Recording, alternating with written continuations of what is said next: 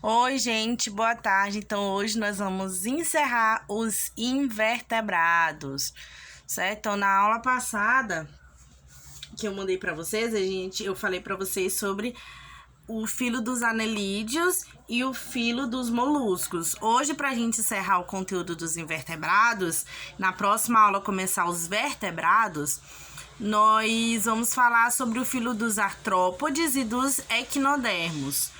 Filo artrópoda e filo equinodermata, certo? Então, esses animais, esses invertebrados dentro do grupo dos invertebrados são os invertebrados mais evoluídos, certo? Então, o mais evoluído de todos são os equinodermatos.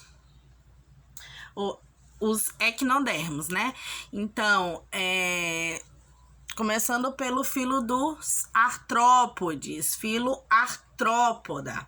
Os artrópodes, eles são invertebrados, óbvio, como vocês já sabem, que eles têm características comuns que fazem com que eles fiquem todos no mesmo grupo, apesar de serem animais bastante diferentes entre si, mas eles têm características em comum que possibilitam colocá-los no mesmo grupo, certo?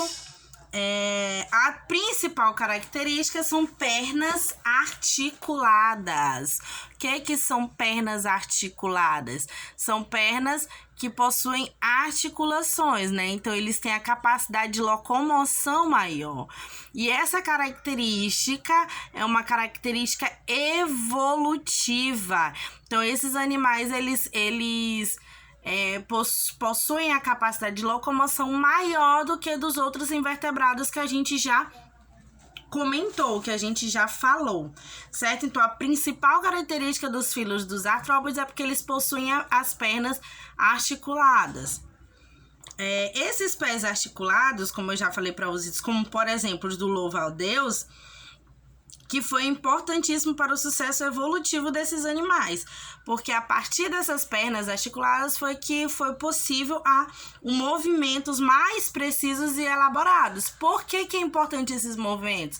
Para locomoção, para auxílio na defesa, para captura de alimento, nos rituais de reprodução, entre outras importâncias.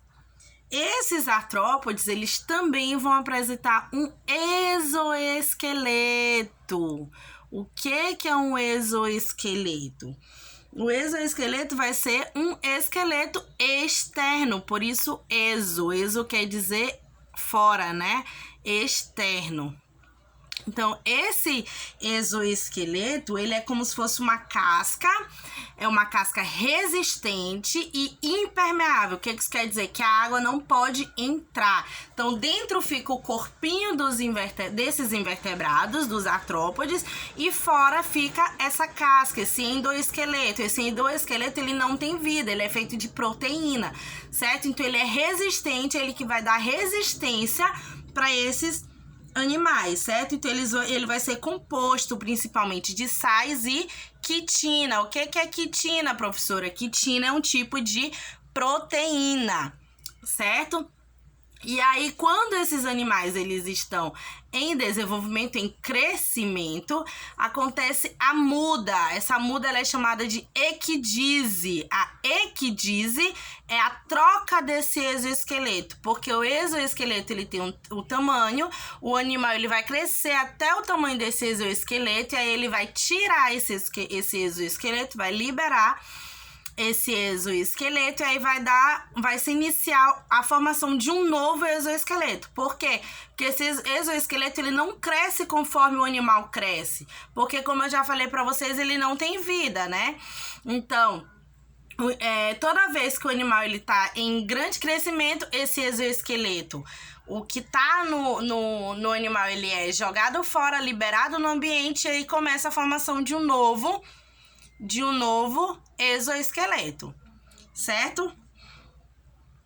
Entre os animais, entre o reino dos animais, o filo artrópode ele vai ser o mais numeroso.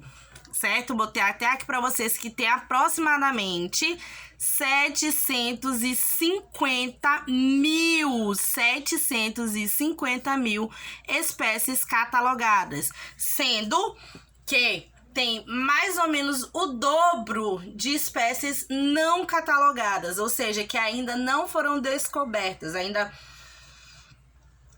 não foram nomeadas. Lembre-se que eu falei até para vocês lá no início desse assunto sobre classificação, eu falei para vocês que para se classificar um animal precisa nomeá-lo, né? Precisa catalogá-lo. Então tem mais ou menos o dobro de espécies desse filo que ainda não foram catalogadas.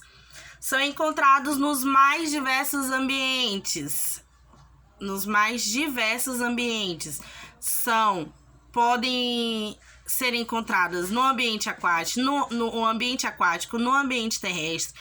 Podem ter a capacidade de voar, como por exemplo os insetos, né, as borboletas, entre qualquer tipo de ambiente pode ser encontrado. E esses ambientes, eles vão possuir uma enorme importância ecológica no planeta. Por quê? Principalmente os insetos, né? Os insetos, eles têm a capacidade de polinizar. E o que é polinizar? Liberar os pólens das plantas. Então, essa polinização é que dá origem a novas espécies de plantas, né? Então, por isso que é tão importante para a ecologia.